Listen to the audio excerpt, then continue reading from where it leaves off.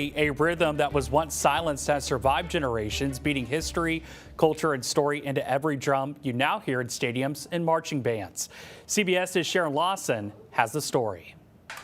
That sound isn't just hype for the audience, it's history with a heartbeat. Because long before marching snares and bass drums, the rhythm started in Africa. At the Atlanta Drum Academy, founder and Morris Brown alum James Riles is passing on the rhythm, teaching students everything from drumline cadences to djembe. He says to understand today's drum lines, you have to go back to West Africa, where drums like the djembe weren't just instruments, they were language. Carved from a single piece of wood and topped with goatskin, the drum carried messages, ceremonies, even warnings. When we look at the HBCU drumlines today, we're looking at a little bit of both evolution, as we know things change, and preservation and keeping our history and our culture. Historians like Dr. Daniel Black from Clark Atlanta University say that cultural power came at a cost. This djembe, right, was an entire language in and of itself. A language enslavers quickly understood and feared. The drumming was not just a form of entertainment. The drumming was a means of collective and communal communication.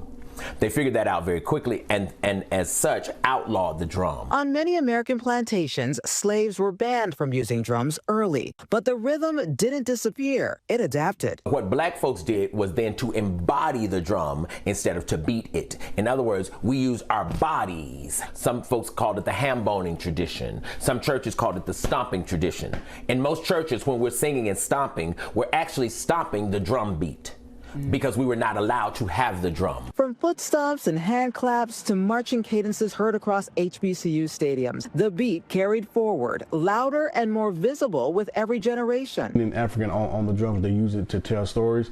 The same thing with the drumline drums here on the drumline here in the marching bands. And it's used to communicate storytelling. Only now, that storytelling echoes through stadiums, parades, and battles of the bands where rhythm still speaks first. When you see a band from afar, the first thing you're gonna hear is the drums. A language once silenced, now louder and prouder. A rhythm that traveled continents, survived generations, and still tells the story. Drums are the heartbeat of life. Without a heartbeat, you're not alive. Sharon Lawson, CBS News, Atlanta.